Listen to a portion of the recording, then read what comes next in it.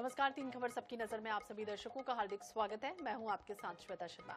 दर्शकों, जिन तीन खबरों पर आज हम चर्चा करेंगे उसमें सबसे पहली खबर हम आपको बताएंगे देश की सियासत से जुड़ी है। कांग्रेस सांसद प्रियंका गांधी ने वित्त मंत्री निर्मला सीतारमण के बजट पर उनके जवाब को लेकर तीखा हमला बोला।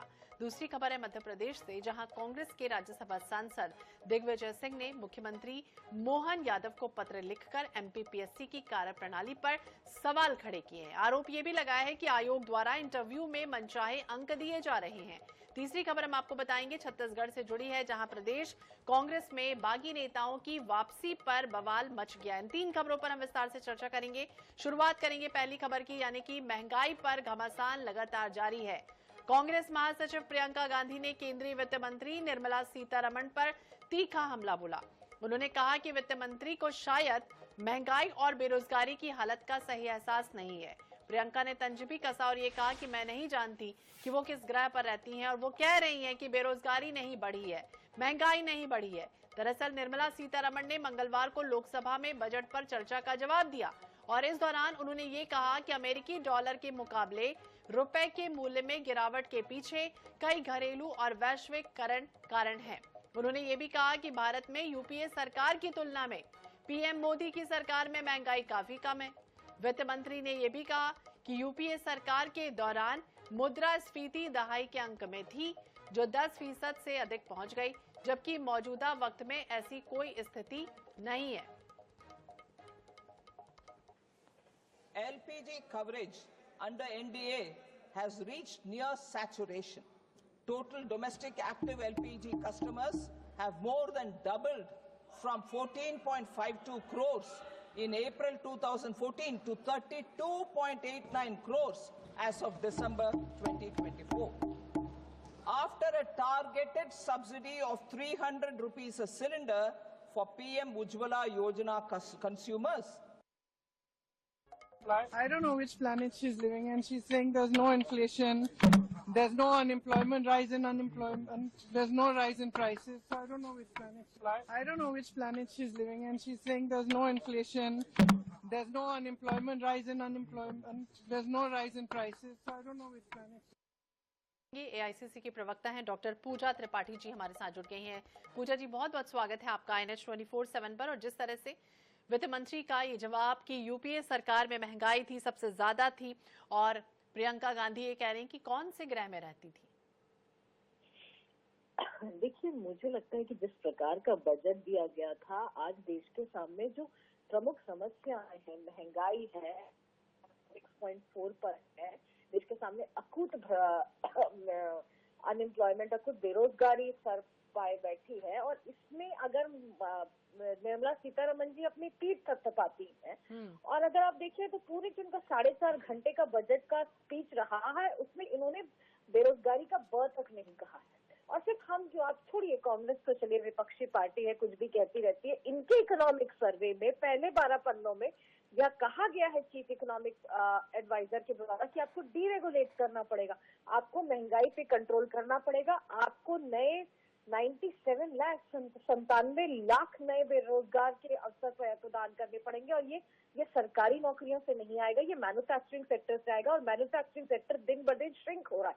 इन सारी समस्याओं का जब निर्मला सीतारमण जिक्र तक नहीं करती, जिक्र छोड़िए, एक पॉलिसी मेकर होता है, एक मंत्री होता है जो ये कहता है कि हाँ, हमसे ये दिक्कत हुई है, हम इस पे काम करेंगे, पर निर्मला सीतारमण जी का इंकार देखिए। मैं तो प्याज लहसुन नहीं खाती जब प्याज की बढ़ती कीमतों पे बात होती है। आज आलू की कीमत 35% ज्यादा है, आज वनस्पति तेल की 17% ज्यादा है, दूध दही में हर जगह जीएसटी लगा हुआ है, हमारी खाने की थाली 60% तक के हमारी रेट बढ़ गई है। तो जब महंगाई हमारे सर पे इतनी डबल वार कर रही है, बेरोजगारी अलग है, तो उसमें निर्मला सीतारमण जी पूरे अपने अहंकार के साथ कहती हैं कि उन्होंने तो 12 लाख पे टैक्स रिबेट देके बड़ा अच्छा काम कर दिया है।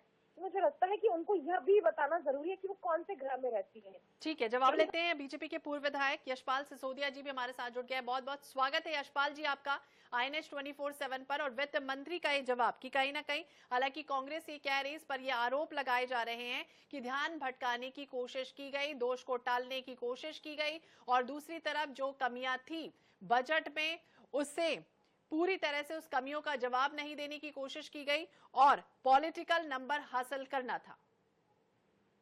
श्वेता जी देखिए, जहां प्रधानमंत्री नरेंद्र मोदी जी के तीसरे कार्यकाल का जो आम बजट आया है, इसको आम जनता ने सराहा है। देखिए, अर्थशास्त्रियों ने इसको सराहा है, जो विषय विशेषज्ञ है उन्होंने इस पूरे बजट को की सराहना करी है। आलोचना कौन कर रहा है? प्रतिपक्ष की भूमिका में सिर्फ कांग्रेस कर रही है। और जहां तक निर्मला सीतारमण जी का सवाल है श्वेता जी, वो एक बड़ी अनुभवी और दीर्घकालीन अनुभव लिए हुए एक वे महिला नेत्री है, जिन्होंने आधा दर्जन से ज्यादा बार केंद्र का भारत सरकार का बजट प्रस्तुत किया। अनुभवी नेता है। अब ये कहना प्रियंका जी का कि कौन से ग्रह से आई और कौन से ग्रह में रहती है, ये तो कोई प्रियंका वाड्रा जी का कोई जवाब नहीं है। वो पहली बार लोकसभा में पहुंची है प्रियंका जी, इनको लंबा अनुभव हो गया। और आम बजट जिस प्रकार से आया है, शिक्षकों के लिए है, युवाओं के लिए है, महिलाओं के लिए है, इंफ्रास्ट्रक्चर के लिए है, सारी समग्र सोच चिंतन इस बजट में आया है। और कांग्रेस को तो आलोचना करना ही है, करना भी चाहिए उनकी प्रतिपक्ष की भूमिका में, लेकिन सार्थकता लिए हुए। और अगर निर्मला जी जैसी अनुभवी व्यक्ति ये कह रही है वित्त मंत्री की भूमिका में कि यूपीए की सरकार के समय में तुलनात्मक दृष्टिकोण से देखे तो महंगाई ज्यादा थी, अगर ये बात अगर चल कर निकलती है तो वो एक अनुभवी नेता बोल रही है श्वेता जी। जी, तो अनुभवी नेता बोल रहे हैं, इस तरह की बातें करें यशपाल जी।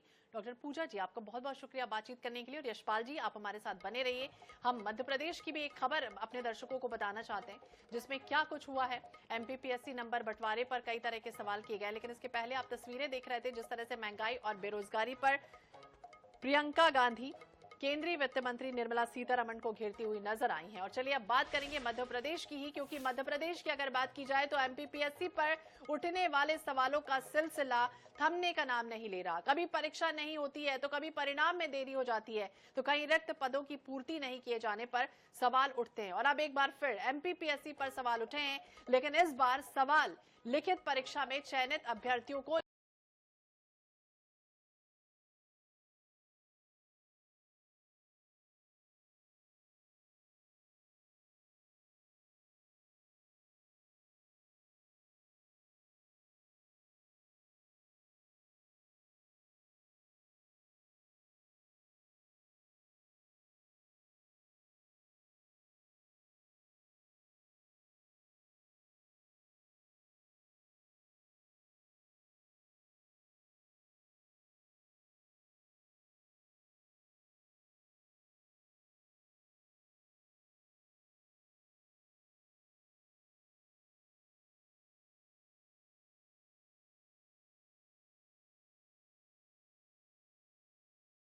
रहा है।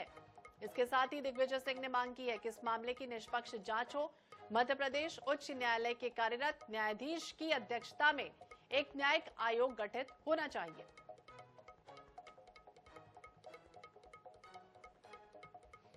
और इसी विषय पर हम बातचीत करेंगे। हमारे साथ बीजेपी के पूर्व विधायक यशपाल सिसोदिया जी लगातार बने हुए हैं। यशपाल जी, जिस तरह से बात करें, ये सवाल उठाए हैं पूर्व सीएम दिग्विजय सिंह ने कि आखिरकार राजनेता और जो अफसर हैं उनके बच्चों को ही सबसे ज्यादा प्रायोरिटी दी जा रही है। देखिए, दिग्विजय सिंह की जैसे सीनियर लीडर जो प्रदेश के मुख्यमंत्री रहे हैं, वर्तमान में भी वो राज्यसभा सांसद थे और संगठन में भी कांग्रेस में बड़े ओहदों पर बैठे हैं। अगर वो किसी प्रकार की चिट्ठी लिख रहे हैं और इस चिट्ठी में माननीय मुख्यमंत्री जी को संबोधित करते हुए श्वेता जी अगर ये कह रहे हैं कि इंटरव्यू में साक्षात्कार में नेताओं के और अधिकारियों के बच्चों को ज्यादा अंक दे करके उनको पदासीन किया जा रहा है, तो दिग्विजय सिंह अगर इतनी दृढ़ता के साथ बात करना है तो जरा 2-4-5 नेताओं के नाम भी लिख दे, जरा 2-4-5 अधिकारियों के नाम भी लिख दे बच्चों के, किस किस अधिकारी के किस किस बच्चों को एडवांटेज दिया जा रहा है, किस किस नेता के कौन सा नेता, किस पार्टी के नेता। ये देखिए, कुल मिलाकर के एक पत्र लिखना और पत्र के साथ अगर जांच की मांग करना। भारतीय जनता पार्टी के नेतृत्व वाली सरकार श्वेता जी कभी भी किसी भी प्रकार के आरोप से बचना नहीं चाहती। आरोप को हम फेस करेंगे। और रही बात जांच की, अगर तथ्यात्मक रूप से कोई चीज सामने आती है तो हम जांच से भी कभी नहीं घबराते हैं। दिग्विजय सिंह जी ने तो डंपर के घोटाले को लेकर के पूर्व में भी कई आरोप लगा दिए थे, व्यापम को लेकर के भी कई आरोप लगा दिए थे, खनिज को लेकर के भी कई आरोप लगा दिए थे, लेकिन ये आरोप सिर्फ सुर्खियों में बने रहने के लिए के कारण श्वेता जी, दिग्विजय सिंह इस प्रकार के बीच में समय समय पर इस प्रकार की वे हरकतें करते रहते हैं। यशपाल जी, अभी तो हमने देखा था छत्तीसगढ़ में इस तरह का मामला चल रहा था, सीजीपीएससी को लेकर आरोप भी लगे थे कि नेताओं के बच्चों को सबसे ज्यादा प्रायोरिटी दी जा रही। तो क्या दिग्विजय सिंह अब इस तरह से जब पत्र लिख रहे हैं तो उसका क्या जवाब आएगा और क्या कुछ करने वाली है पार्टी अब आगे ले? मैंने कहा ना श्वेता जी, दिग्विजय सिंह जी की चिट्ठी अगर तथ्यात्मक है और सरकार का ध्यान आकर्षित कर रहे हैं, हम किसी भी पत्र को रद्दी की टोकरी में नहीं डालते हैं, हम उसके ऊपर गंभीरता से लेते हैं। दिग्विजय सिंह जी अगर इतना अनुभवी नेता है तो जरा 2-4-5 नेताओं के, 2-4-5 अधिकारियों के बच्चों के नाम भी बता दे कि किसको किस प्रकार से डिसएडवांटेज दिया है और उनको साक्षात्कार में आगे बढ़ा दिया गया है। कुल मिलाकर के चिट्ठी लिखना एक अलग विषय है और चिट्ठी के साथ में अगर तथ्य है श्वेता जी और तर्क है तो बिल्कुल सरकार इस बात को गंभीरता से हमेशा लेती है, आगे भी लेती रहेगी। गंभीरता से लेती है। यशपाल जी, ये भी आपसे समझना चाहेंगे, चूंकि उन्होंने जिक्र कर दिया कि डिप्टी कलेक्टर जैसे पदों पर नियुक्ति की जा रही है, तमाम ऐसे जो मेधावी बच्चे हैं वो नाराज है, तो कहीं ना कहीं क्या समझे हैं, स्टूडेंट कार्ड खेलने की कोशिश? देखिए, वही मैं कह रहा हूँ कि ये सुर्खियों में बना रहना और मेधावी छात्र साक्षात्कार में उनको काट दिया गया है।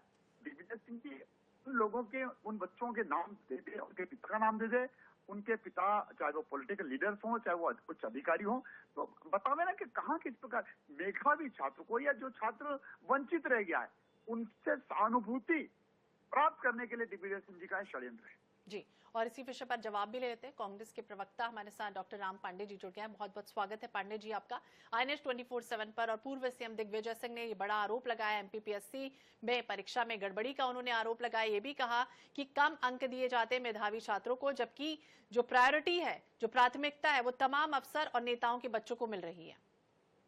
हाँ, तो ये बात तो परीक्षार्थी भी जानते हैं, पूरा मध्य प्रदेश जानता है कि भारतीय जनता पार्टी ने शिक्षा और रोजगार का सत्यानाश कर दिया है। और ये पहली बार नहीं है, इसके कई प्रमाण आ चुके हैं। ग्वालियर की बात करें तो भारतीय जनता पार्टी के विधायक हैं, उनके कॉलेज में जब एग्जाम होती है तो सारे के सारे जो टॉपर्स हैं उसी कॉलेज से निकलते हैं। VD शर्मा जो भारतीय जनता पार्टी के प्रदेश अध्यक्ष हैं, जिस कॉलेज से वो निकले हैं, जब एग्रीकल्चर अधिकारियों की वैकेंसीज आती हैं तो सारे के सारे जो सिलेक्ट होते हैं वो VD शर्मा के कॉलेज से होते हैं। तो एक बार नहीं, व्यापम कारण हम देख ही चुके हैं। तो नेता अधिकारियों के बच्चे आसानी से सिलेक्ट हो रहे हैं और जो पढ़े लिखे बच्चे हैं वो बेचारे रह जाते हैं। कोई आत्महत्या कर लेता है, कुछ अपने परेशानियों में जिंदगी गुजारता है। तो भारतीय जनता पार्टी के शासन में शिक्षा, रोजगार, इससे कोई लेना देना नहीं है। और अभी ये कहेंगे कि हम जांच कराएंगे। और आपने देखा ही है कि सौरभ शर्मा जैसी जांच अभी तक पूरी नहीं हुई है, जो कि 500 करोड़, 1000 करोड़ का एक मामूली सा सिपाही बन जाता है। तो जब अधिकारी और नेताओं के बच्चे इस तरीके से जाते हैं तो वो भ्रष्टाचार भी ज्यादा करते हैं। और हम देख ही रहे हैं मध्य प्रदेश में हर जगह कर्ज, क्राइम, करप्शन, इसकी भरमार बढ़ती जा रही है। अभी भारतीय जनता पार्टी के प्रवक्ता से पूछेंगे तो वो कहेंगे जांच की जा रही है, जांच करेंगे, जांच होगी, जांच में परिणाम आएंगे। बिल्कुल, अब देखना होगा क्या कुछ होता है। बहुत बहुत शुक्रिया पांडे जी अपनी प्रतिक्रिया देने के लिए। यशपाल जी, आपका भी बहुत बहुत शुक्रिया प्रतिक्रिया देने के लिए। और चलिए मध्य प्रदेश के बाद जिक्र करते हैं छत्तीसगढ़ का, क्योंकि कांग्रेस में वापसी पर यहां पर बवाल मचा हुआ है। किस तरह का बवाल है वो भी आपको बताते हैं। छत्तीसगढ़ में नगरीय निकाय की वोटिंग कल खत्म हो गई। कांग्रेस में एक बार फिर अंदरूनी घमासान तेज हो गया। छत्तीसगढ़ कांग्रेस में एक बार फिर अजीत कुकरेजा की पार्टी में वापसी को लेकर बवाल मच गया है।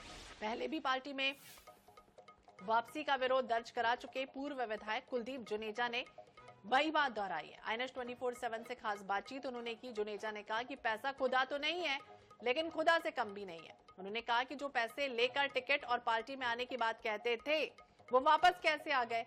इधर कांग्रेस में वापसी के बाद अजीत कुकरेजा ने कहा कि मेरी पार्टी में क्या भूमिका होगी ये वरिष्ठ नेता तय करेंगे। इसके अलावा कुलदीप जुनेजा के आरोपों पर अजीत कुकरेजा ने कहा कि मेरे खिलाफ उनके पास कहने के लिए कुछ नहीं है, इसलिए बार बार वो पैसे लेकर टिकट खरीदने की बात कहते। साथ ही ये भी कहा कि मैं सभी नेताओं से मिलूंगा, जुनेजा जी वरिष्ठ हैं, उनसे भी मिलूंगा।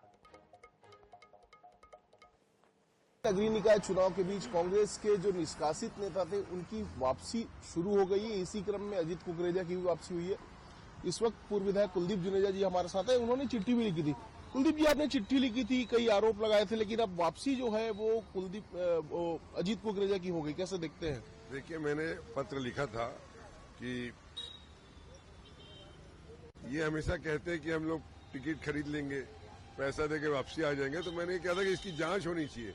संगठन में कौन ऐसा व्यक्ति है जो इनको ये आश्वासन देता है कि हम आपको टिकट दिला देंगे और प्रवेश दिला देंगे। तब आज कल अचानक से रात पेपर में पढ़ने को मिला कि प्रवेश दे दिया गया है, तो मैं इसमें अभी 15 तारीख के बाद और कुछ कहूंगा, लेकिन अभी एक ही बात कहूंगा, पैसा खुदा तो नहीं, खुदा की कसम खुदा से कम भी नहीं। पैसा फिर आप पैसे पे आ गए, तो पैसा दिया किसको गया? फिर से मेरा सवाल वही है। मैं तो जांच करने के लिए कह रहा हूँ, वही तो बोल रहा हूँ कि जांच करे। ऊपर भी लिखा है मैंने पत्र दिल्ली में सबको कि जांच होनी चाहिए इसकी कि कौन पैसा लेता है, कौन पैसा खाता है, यही जांच होनी चाहिए। इसकी जांच होगी तो सब दूध का दूध, पानी का पानी आ जाएगा सामने। ये तो इसमें लेकिन छानबीन समिति का हवाला दिया गया, तो छानबीन समिति के अनुशंसा पे फैसला हुआ कि पैसे के आधार पर फैसला हुआ? छानबीन समिति के जो सदस्य हैं उनसे अगर पूछिए तो मेरे ख्याल से छानबीन समिति की कोई बैठक ही नहीं हुई है, कोई मीटिंग ही नहीं हुई है। फिर क्या माना जाए, पैसे से हुआ? क्या पता, मैं ये नहीं कह सकता हूँ कैसे हुआ है, जांच होनी चाहिए इसकी कैसे हुआ। और इसकी भी छानबीन समिति के सदस्यों से भी आप पूछिए कि उनकी मीटिंग हुई है, उनकी छानबीन समिति में बात हुई है क्या इनकी वापसी की। ये जरूर जानना चाहेंगे, कब तो पार्टी में वापसी हो गई, अब आप क्या करेंगे? आप क्या फिर से कोई शिकायत करेंगे, अपनी बात कहेंगे, क्या कहेंगे? अभी बहुत सारे पार्षद लोग भी काम किया है इसी ने, आपको देखना 2-3 दिन के अंदर बहुत सारे पार्षद लिखित शिकायत करेंगे। आप क्या करेंगे? मैं तो सिर्फ बोल सकता हूँ, संगठन में शिकायत कर सकता हूँ, बाकी तो संगठन सर्वोपरि है। जो संगठन करेगा उसका आदेश का पालन हम भी करेंगे। लेकिन वापसी तो हो गई आपके लेटर लिखने के बाद भी। अब संगठन से बड़ा तो मैं नहीं हूँ ना, अगर संगठन ने वापस लिया है तो संगठन जो भी करेगा उसका आदेश को मैं भी पालन करूंगा। साथ मिल के काम तो पार्टी का, कांग्रेस का काम करना है मैंने, किसके साथ मिलके करना है, किसके साथ, उससे फर्क नहीं पड़ता। कांग्रेस का काम करता हूँ, कांग्रेस का काम करता रहूंगा। ये लेकिन आप मेरा अंतिम सवाल इस बात को लेकर, आप कह रहे हैं पैसा खुदा तो नहीं, पर खुदा की कसम खुदा से कम भी नहीं। पैसा कैसे इतना इम्पोर्टेंट हो गया कि वापसी हो गई, क्या हुआ, क्या कहना चाहते हैं आप? इन्हीं लोग कहते थे टिकट के टाइम भी, जब विधानसभा की टिकट भी चलती थी ना, तो ये कहते थे हम लोग टिकट को खरीद लेंगे। और अभी भी जब प्रवेश नहीं हुआ था तो कहते थे जब चाहेंगे हम लोग अंदर आ जाएंगे। तो वही जांच होनी चाहिए, कौन पैसे इनको आश्वासन देता है, कौन इनसे बात करता है, ये जांच का विषय है। तो ये कुलदीप जुनेजा है, इनका कहना है कि पैसा खुदा तो नहीं, पर खुदा की कसम खुदा से कम भी नहीं। तो कौन पैसा ले रहा है, किसको पैसा दिया जा रहा है, इस बात की जांच भी होनी चाहिए। कैमरामैन इकराम कुरैशी के साथ गौरव शर्मा, -24/7 रायपुर। कांग्रेस की राजनीति से अब तक बाहर रहे 18 नेताओं की वापसी हुई, इसमें सबसे बड़ा नाम अजीत कुकरेजा का इस वक्त हमारे साथ है। अजीत जी, एक बार फिर से कांग्रेस की मुख्यधारा में वापसी हुई, कैसा महसूस कर रहे हो? लंबा जो इंतजार करना पड़ा उसको लेकर क्या कहेंगे? देखिए, बिल्कुल ही बहुत खुशी की बात है कि मैं कांग्रेस पार्टी में वापस आ गया हूं, क्योंकि एक मैं विचारधारा वाला आदमी हूं। और आपने देखा होगा जब मैं चुनाव भी लड़ा तो मैंने भले कैंडिडेट के खिलाफ जो बोलना था बोला, पर मैंने पार्टी के खिलाफ या पार्टी के नेताओं के खिलाफ कभी कुछ भी नहीं बोला। और मैंने लोकसभा चुनाव के आसपास ही ये मंशा जाहिर की थी कि मैं पार्टी में वापस आना चाहता हूँ। थोड़ा समय लगा, पर खैर वापसी हो गई। कैसे अब आप अपनी भूमिका पार्टी में देख पा रहे हैं, किस रूप में काम करेंगे, क्या भूमिका होगी आपकी? मैंने पार्टी हाईकमान के ऊपर छोड़ा है कि जैसी जवाबदारी मुझे देंगे। अभी चुनाव तो कुछ है नहीं अगले 4 साल, तो पार्टी के हित में जो काम करने बोलेंगे, जिस तरह का काम करने बोलेंगे, पूरी मेहनत के साथ, पूरी ताकत के साथ पार्टी के हित में काम करूंगा। वापसी को लेके बहुत सारी चर्चाएं भी रही, जुनेजा जी ने चिट्ठी भी लिखी, अभी भी आपकी वापसी के पक्ष में नहीं। उनका कहना है कि पैसा खुदा तो नहीं, पर खुदा की कसम खुदा से कम भी नहीं। कैसे देखते हैं? देखिए, वो पार्टी के बहुत सीनियर लीडर हैं। ठीक है, मैं चुनाव लड़ा और कहीं ना कहीं जो कैंडिडेट हारता है तो उसे दुख लगता है। पर देखिए, 4 बार विधानसभा 2 से 3 बार मेरे पिताजी ने मांगी, 2 बार मैंने मांगी, हम लोगों को नहीं मिली। तो हम लोगों ने तो किसी के ऊपर आरोप नहीं लगाया। हमने कभी भी पार्टी और पार्टी के नेताओं के ऊपर कोई भी आरोप नहीं लगाया, ना इस तरह की बात की। और हमें कुछ नहीं मिला और हमारे ऊपर ही कोई आरोप लगा रहा है, तो बहुत हास्यास्पद बात है। अभी भी आरोप है कि जो अजीत की वापसी हुई है वो पैसा देकर हुई। कैसे देखते हैं? सीधा सीधा इस तरह की जो बातें हो रही है उसका क्या जवाब देंगे? मुझे लगता है कि देखिए पार्टी में ऐसा इतिहास उठा के देखेंगे तो लोग चुनाव लड़ते हैं, कई लोग वापस आते भी हैं और ये एक नेचुरल प्रक्रिया है। और हर चीज को देखिए, मेरे खिलाफ और कुछ बोलने के लिए नहीं है। मैंने न कभी 10 साल की राजनीति में कोई विवाद में रहा, न कभी किसी भ्रष्टाचार के चीजों में रहा। तो अगर मेरे खिलाफ बोलना है तो क्या बोलें, तो पैसे को सामने ला दिया जाता है। पर मुझे लगता है कि अब सब लोग समझने लगे ये चीजें और हम सबको मिलकर पार्टी के हित में काम करना है और आरोप तो राजनीति में लगते रहेंगे। तो आप जुनेजा जी से भी मिलेंगे? जी बिल्कुल मिलूंगा। और लगातार 5 साल विधायक थे तो मैंने बड़े सम्मान से उनसे मिलता था, पैर छू कर मिलता था। हमारे बड़े हैं,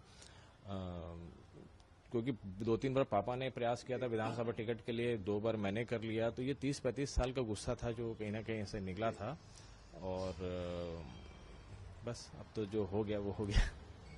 तो जो हो गया वो हो गया, लेकिन अब जुनेजा जी से भी मुलाकात करेंगे और पार्टी की मुख्यधारा में जुड़कर काम भी करेंगे। इस बात को अजीत कुकरेजा कहते हुए नजर आ रहे हैं। कैमरामैन इकराम कुरैशी के साथ गौरव शर्मा, INS24/7 रैप।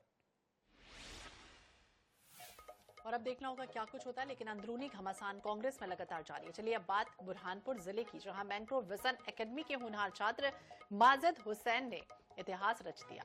उन्होंने IIT JEE मेंस 2025 में 99.99% के साथ मध्य प्रदेश में टॉप किया। उनकी इस अभूतपूर्व सफलता से परिवार, शिक्षक और स्कूल प्रशासन गौरवान्वित है। माजिद हुसैन की सफलता के पीछे उनकी कड़ी मेहनत, माता पिता का भरपूर सहयोग और मैंग्रोव विजन एकेडमी के अनुभवी IIT फैकल्टी का मार्गदर्शन रहा। INET से खास चर्चा करते हुए माजिद ने कहा है कि मेरे लिए एक सपने सच होने जैसा है। मेरे माता पिता, शिक्षकों और स्कूल ने मुझे हर कदम पर प्रोत्साहित किया। उनकी बदौलत ही मैं इस मुकाम पर पहुंचा हूं। क्या कुछ कहा उन्हें, आइए सुनाते हैं। मध्य प्रदेश माजिद भाई उपस्थित है, बात करते हैं। माजिद भाई, आपको कैसी प्रेरणा मिली, कैसे काम करते हैं? अच्छा लग रहा है। अभी तो MP टॉप करके 296 आए मेरे 300 में से, तो बहुत सारा तो सपोर्ट MBA से भी मिला। 11th में ज्वाइन किया था मैंने और यहीं पे पढ़ाई की है 2 साल तक और अब जाके रिजल्ट आया है, तो अच्छा लग रहा है देख के। आप कितने घंटे प्रयास करते थे, क्या लगता था आपको? दिन में 12 से 14 घंटे सेल्फ स्टडी हो जाती है। अब तो क्लासेस नहीं लग रही, सिर्फ स्टडी लगती है, पर क्लासेस के साथ में पहले हो जाता था। इस सफलता के पीछे आप किसको श्रेय देना चाहते हैं, क्या? हाँ। तो सबसे बड़ा श्रेय तो स्टूडेंट को ही जाएगा, उसके बाद में फिर फैमिली को और टीचर्स को जाएगा। आपको आने वाले समय में आपका क्या मकसद है, क्या प्रयास है आपका, क्या आप आगे करना चाहते हैं? आगे तो पहले एडवांस में इससे अच्छा करना है, कोशिश करनी है। और क्या क्वालिफाई करना चाहते हैं टॉपर के लिए, इंडिया के लिए? एम तो आगे और टॉप करने का रखेंगे, और उसके बाद में अच्छा कॉलेज चाहिए, IIT चाहिए। माजिद खान का कहना है कि मध्य प्रदेश टॉपर करने के बाद में ये नेशनल टॉप करना चाहते हैं और इनका प्रयास जारी रहेगा। अशोक सोनी, INS24 मध्य प्रदेश।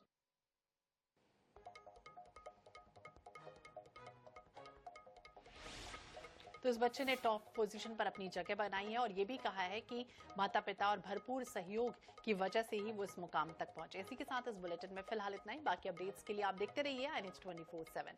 नमस्कार।